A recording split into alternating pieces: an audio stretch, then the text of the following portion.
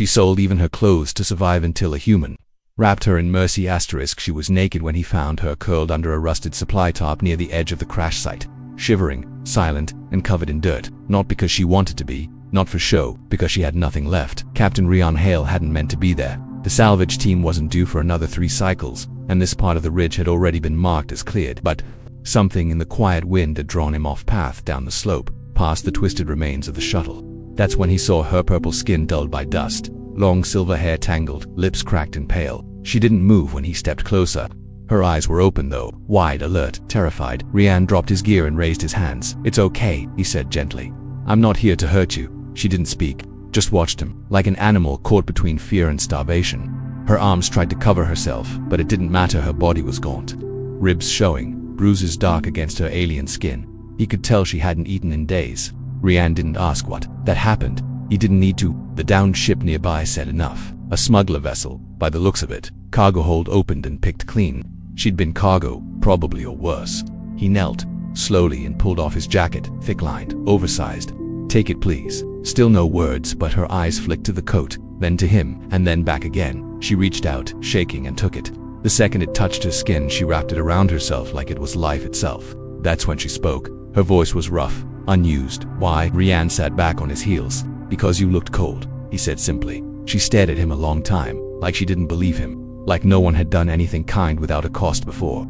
He stood and offered his hand. "There's a station up the ridge. Food, heat, you can rest." She looked at his hand but didn't take it. Instead, she stood on her own, slowly. The coat nearly swallowed her whole, but she tightened it and nodded once. They didn't speak. On the walk back, she followed him, silent, limping slightly. Her bare feet made no sound on the rocky path, but he heard her breathing shallow, unsteady. Rian opened the door to the outpost and stepped aside. She hesitated, then crossed the threshold like she expected it to hurt. Inside, it was warm. Dim yellow lights glowed from the walls. He guided her to the small table and poured hot water into a ration packet. The smell of broth filled the room. She sat, still wrapped in the coat, still watching him. He set the bowl in front of her and backed away.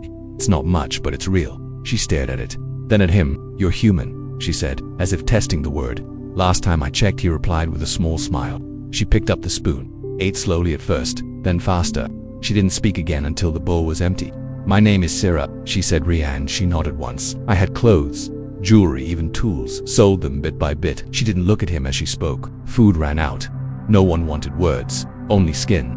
He felt something tight in his chest. Anger, maybe, or sadness. But he kept his voice steady. "You don't have to trade anything here." That made her look at him sharply. "Then why help me?" "Because someone should have, before." That made her blink, not cry, just blink, like she hadn't expected that answer. He stood and motioned to the cot. "You sleep, I'll keep watch." Sarah hesitated. Then, slowly, she walked to the bed and sat, still tense, still wary. But she didn't refuse. Rian turned down the lights, sat near the door, blaster within reach but untouched. She didn't sleep at first, just stared at the ceiling. But eventually her breathing slowed, and for the first time in what felt like forever, someone watched over her without asking for anything in return. Neither of them knew it yet, but that was the beginning. Not of a rescue, of something deeper. She woke in the middle of the night, and didn't know where she was. For a heartbeat, she panicked, expecting restraints, darkness, and cold metal under her back. But the light was soft and the bed was warm. A jacket that didn't belong to her still clung to her shoulders like a promise. Sarah sat up slowly. Rian hadn't moved. He was still by the door, head tilted back against the wall, eyes half closed. But alert, he wasn't sleeping. He was watching. "Guarding dot," she whispered. "You're still here." He didn't open his eyes. Didn't say I was leaving. Silence stretched between them. Sarah shifted.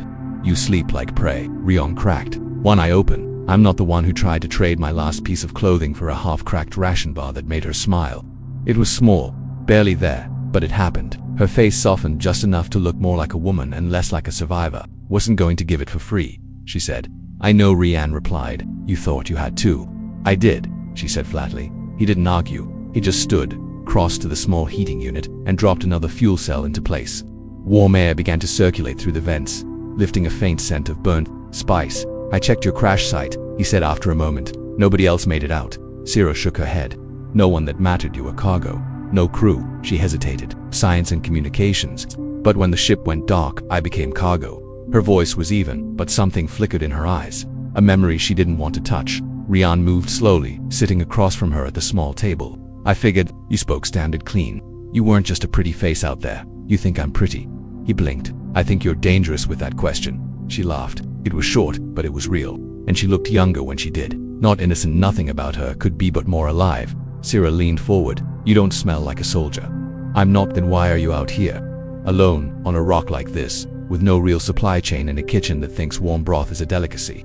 Rian exhaled through his nose. I was military. Logistics. Left when I realized the numbers they gave me were people, not boxes. She tilted her head. So you ran. I relocated honorably and quietly, seemed lonely. He looked at her. Less lonely now. Her eyes flicked away. I'm not trying to take anything from you, he said, more softly now. I don't want favors or promises. You're not a deal to me. Syrah stood up, and for a second, he thought she might walk away. Instead, she walked to the viewport outside. The moons of Tiro 6 hung heavy in the sky, casting pale shadows across the frostbitten hills. She spoke without turning. Where I'm from, men don't give without expecting. Kindness is a mask for trade. You offer help, but I keep waiting for the cost. There isn't one, Rian said simply. She looked over her shoulder. Then you're not from anywhere I know. He stood now too. Maybe it's time you did. Another pause. Then she nodded. Just once. It wasn't surrender, it was trust. A crack in the armor, he stepped forward, but not too close. I've got spare clothes in storage. Might be a size or two big, but I think you're done freezing. Big is fine, she said. Human men are always ... larger. He raised an eyebrow. She smirked. I meant the coat. Sure you did. The moment stretched again. Not awkward, but charged like a wire strung tight between them.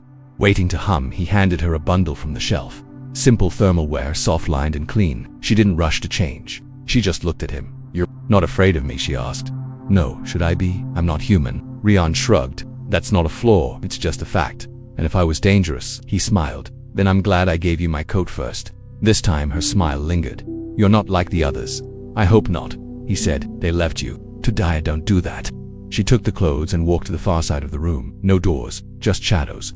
But she trusted him now just enough to turn her back while she changed. Rian turned away out of respect, but he heard the sound of fabric sliding over skin, and it made something tighten in his chest. Not desire, not yet, but something close, something human, something real. When she returned, fully dressed, hair brushed back with her fingers, jacket still wrapped tight around her, it was the first time she looked like a person again. Not a statistic. You look better, he said. I feel ... cleaner. Tomorrow, he said, we'll figure out what comes next. She sat beside him, shoulder to shoulder now ... and for the first time in a long time, neither of them felt alone. By morning, the outpost smelled like real food, well, as close to it as a protein slab and synthetic spice could get. Rian stirred the pot on the single burner stove like it was an ancient ritual, even though both knew it was just nutrient gel shaped into something chewable. Syrah leaned against the doorway, arms folded in that new thermal shirt, watching him with quiet amusement. You cook like you're summoning spirits. He didn't turn. You ever tasted this stuff without effort? It's a curse in solid form, she smirked. You humans always romanticize suffering. We call it seasoning. She actually laughed again. That sound, light, a little rough around the edge, had become his favorite thing in the world over the past 12 hours. It made her seem less like a survivor and more like a woman. He handed her a steaming cup, and their fingers brushed, not by accident, not entirely. Syrah didn't pull away. They sat down at the table, side by side now, closer than yesterday, comfortable, not cautious. After a few sips, she set her cup down. There's something strange about you. Please say it's my charming humility. No, she said, teasing. It's your eyes. They don't flinch when you look at me. Not like most humans. Should I flinch?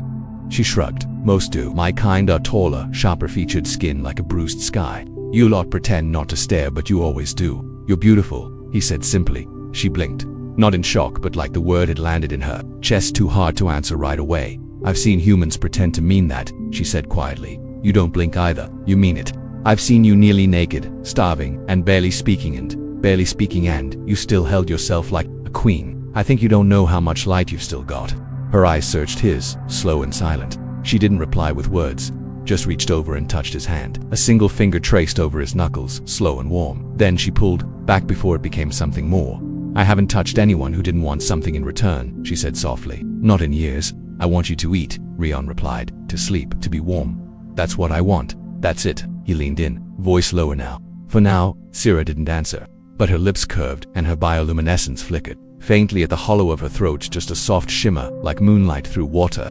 It was the first sign that her body was relaxing, coming back to life. The outpost crackled overhead, interrupting the moment. A routine patrol transmission. Nothing urgent. Syrah's gaze snapped upward, her muscles stiffened again. Just for a moment. You're safe here, Rian said, standing to mute the console. That code's mine. This place is off-bid. How long can it stay that way? She asked. He turned, met her gaze evenly. As long as we need. She rose from the table, moved to the small window and looked out. I should leave before I make trouble for you. He crossed to her, close but not too close. If I was worried about trouble, I wouldn't have given you my jacket, or my food, or my bed. I didn't take the bed, she said, smiling. Faintly, you could have, he said. Still can. They stood there for a while, just breathing the same space, close enough now that warmth passed between them even without touch. You said yesterday you weren't afraid of me, she said. Why? Rian tilted his head. Because I've seen what real monsters look like. They don't bleed purple, and they don't ask permission to sit at your table. That made her pause. Then, in a low voice, she said, I want to stay. For a little while he nodded once. As long as you want. She finally turned toward him, facing him fully, and in the way she looked at him open, uncertain, but no longer hiding. Rian saw what he'd been hoping for since the moment he offered her the coat. Not a guest, not a project, but a beginning. And Sarah. She didn't feel like a refugee anymore. She felt like something else. A woman choosing her future, one breath at a time. Asterisk that night, she didn't sleep on the cot. She didn't ask, didn't announce it. She just crossed the room, slowly, bare feet silent on the metal floor, and sat down beside Rian on the floor mat he'd laid out for himself again, like some self-sacrificing monk. Beds are for guests, she said, lowering herself beside him, her voice quiet but firm. I'm not a guest anymore. Rian looked at her, a little stunned. Didn't think I'd be replaced this quickly. She gave him a crooked smile.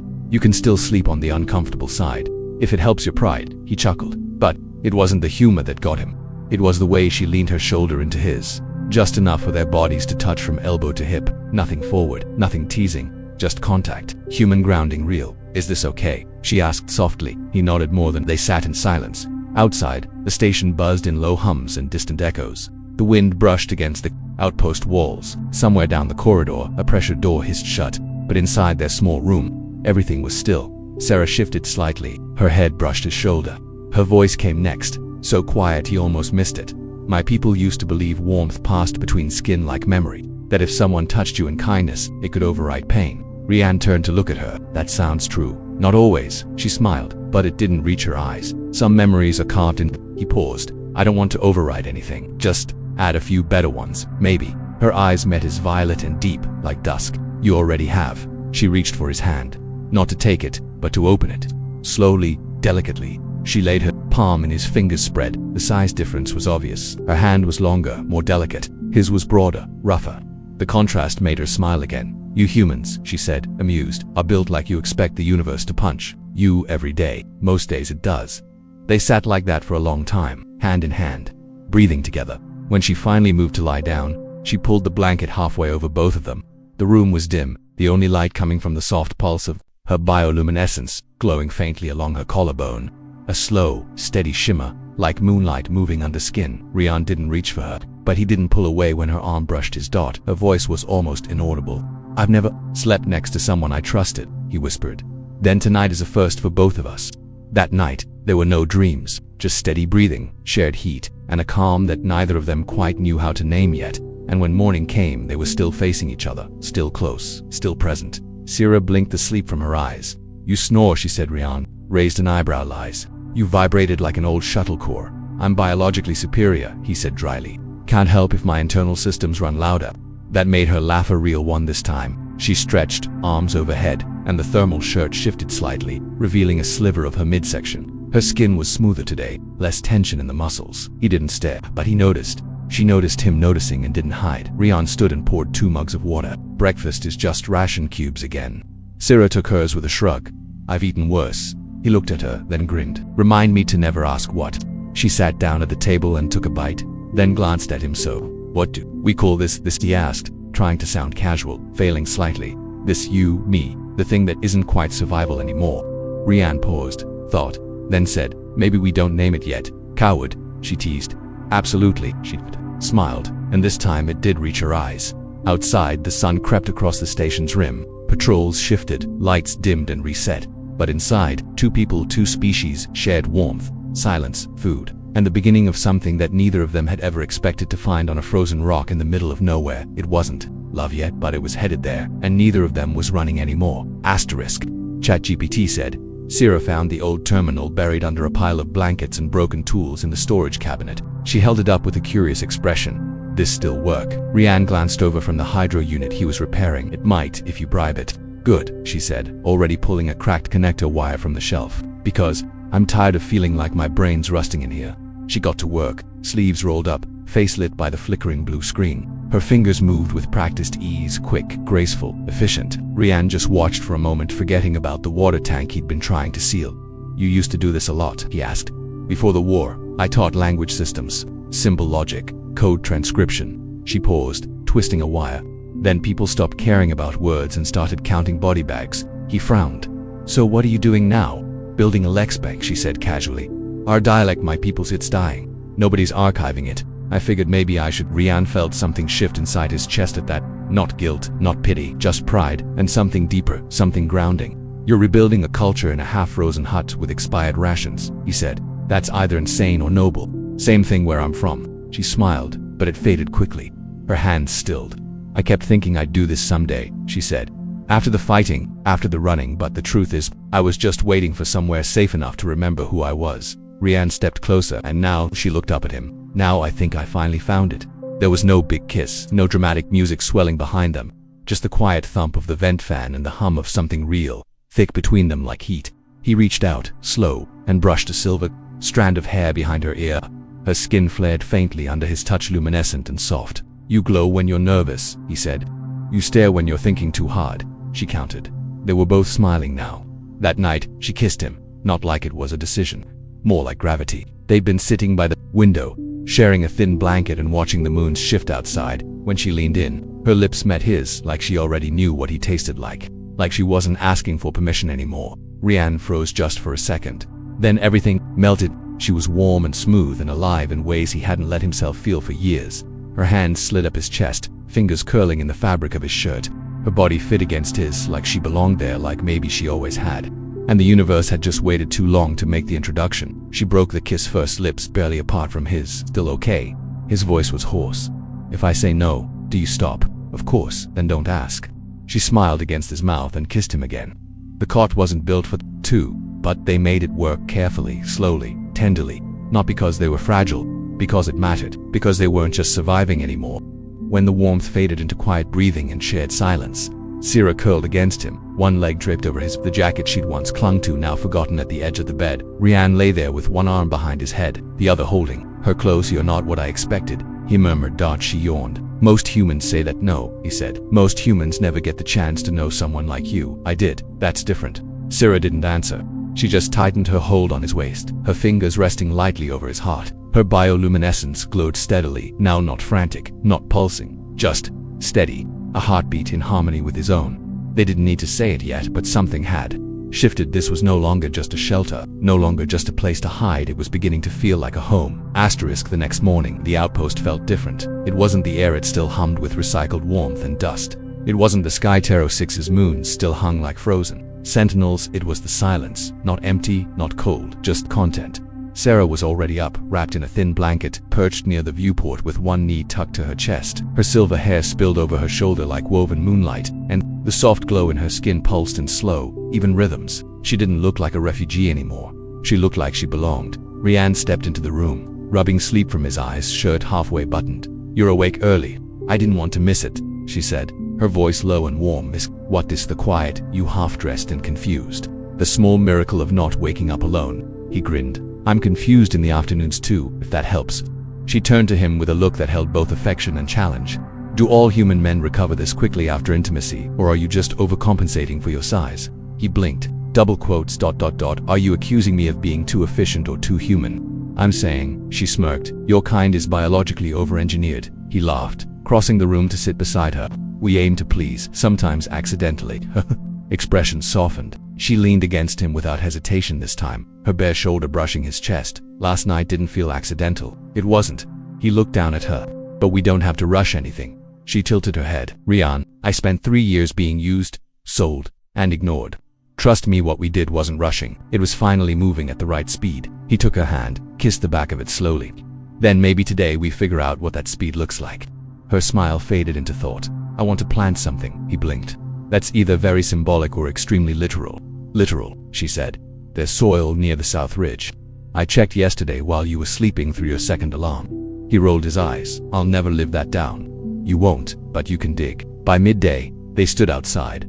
cold wind brushing against their faces as they knelt over a patch of hard-packed dirt. Rian grunted as he shoveled the soil loose. "You're lucky I like you. I'm lucky you're strong," she said, not hiding the glance she gave his arms. "That's a human advantage, isn't it? That and bad decisions." He paused, usually in that order. She dug beside him, her fingers delicate but practiced. She wasn't gentle with the earth, she was determined. "Focused," she said, opening a small cloth pouch from her belt. "Aluma seeds from my homeworld. They'll only grow under twin moonlight. I saved them all this time." He stared at them. "Tiny pale blue seeds like frozen sparks. You carried those through everything. They're part of who I am." She glanced at him. "Just like you are now." He didn't answer with words. He just leaned in and pressed his forehead against hers. The warmth passed between them, like a breath. They planted the seeds in silence. And when it was done, she stood up, dusted her hands and looked at him. "Thank you for what? For being someone I can plant a future with." Back inside, Rian fired up the outposts. "Internal I want to send a signal," he said. "Not for rescue, not for help, for supplies. Legitimate, clean, no red flags." Sarah raised an eyebrow. "You sure you want to do that?" "Yeah," he nodded. "Because we're not hiding anymore. And if they come, they'll find me standing in front of you, not leaving you behind." Her voice dropped. "You'd fight for me." He met her gaze. "I already am." That night, they didn't need words. She curled into him, her cheek pressed against his chest, her hand resting lightly over the slow, steady beat of his heart. He whispered in the dark, "What if the seeds grow?" She replied without hesitation. "Then we stay long enough to see them bloom." And neither of them doubted it, not anymore. 3 weeks later, something bloomed. Not the Luma flowers, they were still just shy shoots curling out of the frost-bitten soil like whispers. But something else, something quieter, something stronger. Sira stood outside barefoot, ankles dusted in soft dirt, her long coat fluttering in the cold wind. Her hand hovered above the sprouting vines, not touching, just feeling. The glow in her fingertips pulsed gently, a rhythm now familiar to Rian, her version of contentment, safety, maybe even joy. Inside the outpost, Rian watched her from the doorway, a half-drunk mug of synth coffee warming his hands. He couldn't stop looking at her, how she moved now, how she stood tall again, like someone who had a name that wasn't just whispered in fear or forgotten in a cargo manifest, like someone who had come back to life. She turned, eyes catching his, and smiled, that small, slow kind of smile that didn't just curve the mouth, but lit up every part of a person. "You're staring," she called. "You're glowing," he replied. "It's cheating." She walked back toward him, boots slung over one shoulder, dirt clinging to her calves. She stepped past the threshold, into his space, like she'd always belonged there, because now, she did the soils turning. She said softly, "You were right. It just needed heat, pressure, and a little patience." Rian tilted his head. "Sounds like someone else I know." Sarah nudged his ribs with her elbow, but didn't deny it. She glanced toward the corner shelf, where a small, carved figure now sat. It was made from old outpost scrap and wires, clumsy sure, but shaped like a crescent bloom. One of the Luma flowers, tribute to the seeds they'd planted, to the life they were planting. She walked over and picked it up, fingers tracing the curve. "You made this." He nodded. "Don't judge it." "My artistic skills peaked in third grade. I like it," she said. "It's ugly and honest. Like most beginnings." He laughed, then stepped behind her and wrapped his arms around her waist. "Speaking of beginnings, there's something I want to ask." She stilled in his arms, but not out of fear, out of hope. Rian turned her around, looked into those violet eyes, now soft, steady, no longer haunted. "You said you never thought you'd be safe again," he said. "That you didn't believe." After he paused, letting the moment breathe. "Do you now?" Her hand slid up to his chest, palm flat over his heart. "Yes." "Then stay," he said, "for good, not just for recovery. Not just because I was there at the right time. Stay because this," he glanced around the room, then back at her, "because this is real now." Sarah looked up at him, and for the first time, there were tears in her eyes. Not grief, not pain, gratitude. "I already decided," she whispered. "I just needed you to say it first." He leaned in, kissed her gently. No urgency, no need to prove anything. Just two people who had been broken by the galaxy and somehow found the one person capable of putting them back together. And when they broke apart, breathless and smiling, she rested her forehead against his. "Also," she added, "I may have something else." Growing to Rian blinked. "White, are you serious?" She nodded. "Your biology is just as over-engineered as advertised." He burst out laughing. "So what you're saying is, I'm effective?" Infuriatingly. She smirked. "I'll probably regret this once the cravings start. I can replicate pickled mushrooms at 3 a.m. if necessary." "That might be the most romantic thing you've ever said to me." They stood there a while longer, not speaking, just holding each other. The outpost hummed around them, familiar and warm. The garden outside grew inch by inch under the pale light of TEROS-6. And somewhere, between the silence, the laughter, and the dirt beneath their fingernails, a future had taken root. Not a rescue, not a temporary shelter, a home together. And this time, No one, no slaver, no system, no distant war would take it from them.